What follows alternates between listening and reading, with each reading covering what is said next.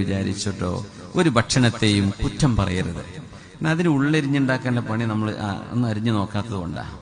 ഒരു കറി കുറ്റം പറഞ്ഞ് രണ്ട് വാക്കിലൂടെ ഇതെന്ത് കറിയാ എന്ന് പറയാൻ വല്ല പണിയുണ്ടോ?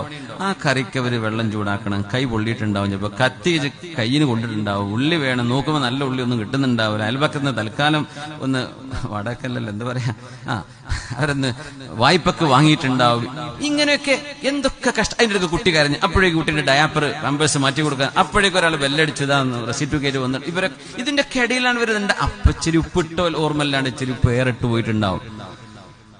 നമ്മൾ ജുമഅ കഴിഞ്ഞ് ചെല്ലുമ്പോൾ ഒരു വല്ലാത്ത വിശപ്പാണ്. കാരണം ഖത്തീബ് ഉസ്താദ് മിമ്പറുമ്മ കയറി പിന്നെ ഒന്നും ചെയ്യാൻ പാടില്ല എന്നല്ലേ. അപ്പൊ അടങ്ങിയിരിക്കുമ്പോ വയറ്റിലെ കാര്യം പിന്നെ ഓർമ്മ വരിക.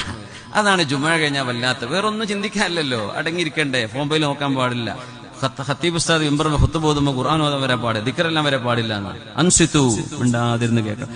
അപ്പൊ എനിക്ക് വിശക്കുന്നുണ്ടോ, വിശപ്പുണ്ടോ, ഈ ഓർമ്മയില ഓടുന്നത്. അപ്പൊ പിന്നെ ചെല്ലുമ്പോഴേക്കും ഭക്ഷണം കിട്ടണം. അതാ ജുമഅ കഴിഞ്ഞാൽ പിന്നെ വലിയ ക്ഷമ ആർക്കും ഉണ്ടാവില്ല. ഇനി റമളാൻ വന്നാൽ ഭയങ്കര ക്ഷമയായിരിക്കും അല്ലേ? റമളാൻ ഇപ്പൊ അങ്ങനെ അക്ഷമ കാണിക്കുന്നുണ്ടോ? നമ്മളെ മൈൻഡാണ് വിഷയം. റമളാനിൽ വരെ ഒരു രക്ഷയില്ല, നോമ്പ് തുറക്കാൻ നേരാവാതെ. അപ്പൊ മടങ്ങിയിരിക്കും. ആ ഭക്ഷണം അവര് വിളമ്പിത്തരും, ഇച്ചിരി നേരം വൈകും, എന്തെങ്കിലും കുഴപ്പം അപ്പൊ കുറ്റം പറഞ്ഞു ചെയ്യരുത്.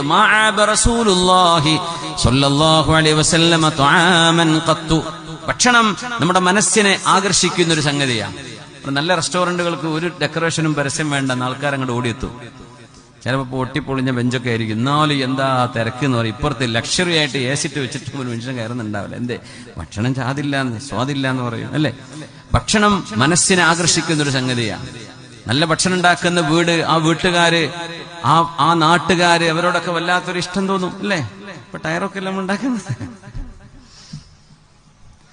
ടയറൊക്കെ ഇട്ട് നാട്ടിൽ ഗൾഫിക്ക് പോവാണല്ലേ, ഗൾഫിലേക്ക് ടയർ എക്സ്പോർട്ട് ചെയ്യണം നമ്മള്.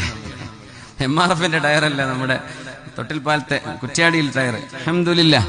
അപ്പൊ അതിന്റെ കൂടെ കറിയൊക്കെ കൊടുത്തയക്കും. എന്തോ ഒരു സന്തോഷം. നീ എന്തേ കൊണ്ടുവന്നു? അതുവരെ വയറ് നിറച്ച് തിന്നോനും ഗൾഫിൽ നിന്ന് വന്നു എന്ന് പറയുമ്പോൾ ഇറച്ചിമത്തലൊക്കെ ഉണ്ടോ എന്ന് ചോദിച്ചിട്ട് പോയി അടിക്കും അല്ലെ?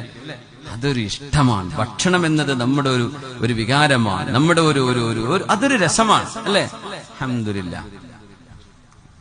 ഞങ്ങൾ ഇന്ന് വിചാരിച്ചിട്ടോ ഒരു ഭക്ഷണത്തെയും കുറ്റം പറയരുത്. അതിന് ഉള്ളെരിഞ്ഞുണ്ടാക്കാനുള്ള പണി നമ്മൾ ഒന്ന് അരിഞ്ഞു നോക്കാത്തത് കൊണ്ടാ. ഒരു കറി കുറ്റം പറഞ്ഞ് രണ്ട് വാക്കിലൂടെ ഇതെന്ത് കറിയാ എന്ന് പറയാൻ വല്ല പണിയുണ്ടോ? ആ കറിക്ക് അവര് വെള്ളം ചൂടാക്കണം, കൈ പൊള്ളിയിട്ടുണ്ടാവും, ചിലപ്പോ കത്തി കയ്യിന് കൊണ്ടിട്ടുണ്ടാവും, ഉള്ളി വേണം, നോക്കുമ്പോൾ നല്ല ഉള്ളി ഒന്നും കിട്ടുന്നുണ്ടാവില്ല, അയൽപക്കത്ത് തൽക്കാലം ഒന്ന് വടക്കല്ലല്ലോ എന്താ പറയാ അവരൊന്ന് വായ്പക്ക് വാങ്ങിയിട്ടുണ്ടാവും. ഇങ്ങനെയൊക്കെ എന്തൊക്കെ കഷ്ടം. അതിൻ്റെ അടുത്ത് കുട്ടി കരഞ്ഞ് അപ്പോഴേക്കും കുട്ടിയുടെ ഡയാപ്പർ പാമ്പേഴ്സ് മാറ്റി കൊടുക്കാൻ